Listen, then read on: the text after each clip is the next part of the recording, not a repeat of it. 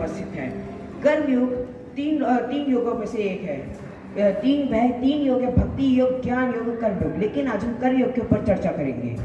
कर्म योग मानव मात्र को और विश्व को दिया गया अनुभव उपहार है, जिससे प्राणी मात्र अपना ही देश, समाज और विश्व का कल्याण कर सकते हैं। कर्म योग वह गुप्त और रहस्यमय विद्या है जिसका विशद वर्णन भगवान श्री कृष्ण ने अपने गीता में करा है। जिस प्रकार गीता में कर्म योग का वर्णन हुआ है, वैसा किसी अन्य धर्म या ग्रंथ में नहीं हुआ है। कर्म हर प्राणी मात्र को करना ही पड़ता है। कर्म के बिना कोई भी मनुष्य रह नहीं सकता। ऐसा भी कह सकते हैं कि कर्म करने का एक वेग होता है। यह वेग पूर्व जन्म के कर्म संस्कारों से स्वभाव के निहित होता है। जब तक कर्म करने का वेग पूरी तरह से शांत नहीं होता, तब तक हमारे जीवन में निष्काम तक प्रवेश हो ही नहीं सकता। भगवान श्री कृष्ण कहते हैं, भगवान श्री कृष्ण कर्म करने की ऐसी उत्तम शैली बताते हैं जिससे साधारण से साधारण कर्म, फिर वह चाहे हमारे घर परिवार से संबंधित हो, चाहे हमारी नौकरी और व्यापार से संबंधित हो, हम उस समता को प्राप्त हो सकते हैं। हम उस परम आनंद, उस परम शांति को प्राप्त हो सकते हैं जिसको मनुष्य मात्र ही नहीं, पूरा विश्व खोजने का असफल प्रयास कर रहा है। इसके लिए सर्वप्रथम हमें यह समझना होगा कि मनुष्य जीवन परमात्मा का अनुभव उपहार है। यह ईश्वर की ऐसी विलक्षण कृति है जिसकी तुलना अन्य किसी भी योनि से नहीं हो सकती। अर्थात मनुष्य जीवन को कब्जा रखना वस्तुतः अपना ही अपमान करना है। जब हम इस दुर्लभ मनुष्य जीवन से उस परमात्मा की प्राप्ति का अर्थात समता की प्राप्ति का एक लक्ष्य निर्धारित कर लेते हैं, तो हमारी मनसा वाचा करना एक स्थिति होने लगती है। हमारे जीवन से मिथ्याचार, ढोंग, बनावटपन गायब होने सा लगता है। हम भगवान श्री कृष्ण कहते हैं कि कर्म करने वाला व्यक्ति रात और दिन कर्म में लगा रहकर इस भव सागर को बड़ी आसानी से पार कर जाता है।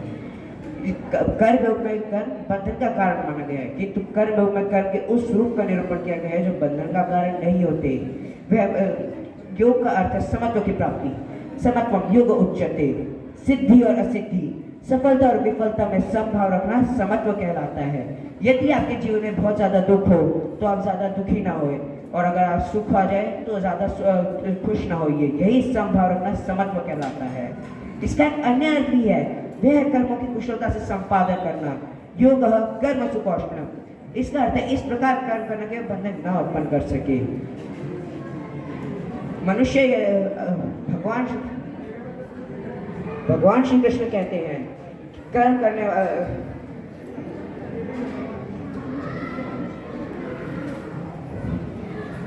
भगवान श्री कृष्ण ने यह भी कहा है कि अगर आप यदि अच्छे कर्म करेंगे तो आपके जीवन में बहुत ज्यादा खुशियां आ सकती है। भगवान श्री कृष्ण कहते हैं कि कर्मण्येवाधिकारस्ते मा फलेषु कदाचन मां कर्म फल हेतुर्भुः मा ते संगस्तो कर्मणि। अर्थात तुम्हारा केवल कर्म करने का अधिकार है। तुम उसके फल की चिंता करोगे तो वह कर्म नहीं कहलाएगा। अर्थात तुम्हें फल रूपी नहीं होकर फल का लोभ करके कर्म नहीं करना चाहिए। इसी प्रकार हमें कर्म करना चाहिए। यदि मनुष्य ब्राह्मण दृष्टि से कर्म नहीं भी करेगा तो उससे उसके जीवन में कोई हानि नहीं होगी, क्योंकि अगर वह सांसारिक जीवन में अच्छे कर्म करेगा तो वह ब्राह्मण दृष्टि के मुताबिक ही कर्म कहलाएंगे, क्योंकि ब्राह्मण दृष्टि से ब्राह्मण में कर्म अच्छे ही होते हैं। और यही भगवान श्री कृष्ण कहते हैं कि इनका तीनों लोकों में कोई भी कर्म नहीं है, किंतु उन्हें कर्म चक्र के कारण कर्म करना ही पड़ता है। उन्हें कोई भी अप्राप्त वस्तु प्राप्त करनी ही होती है।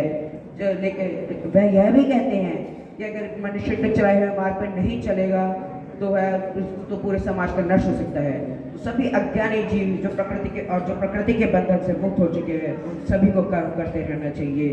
और जब मनुष्य आसक्ति रहित होकर कर्म करता है तो गीता के अनुसार वास्तविक रूप से कर्मयोगी होता है। धन्यवाद।